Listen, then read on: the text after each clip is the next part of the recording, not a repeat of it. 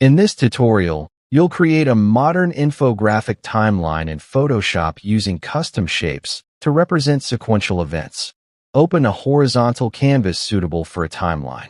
Draw a long rectangle for the main timeline path. Place evenly spaced circle shapes on the line to indicate milestones.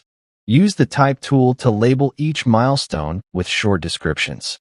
Add vertical rectangles or polygons above each circle for extra annotations. Insert small arrow shapes to guide the viewer's attention along the timeline. Duplicate milestone elements behind and slightly offset for depth. Refine spacing and alignment to maintain consistency. Zoom out. The infographic timeline now looks professional, readable, and visually structured.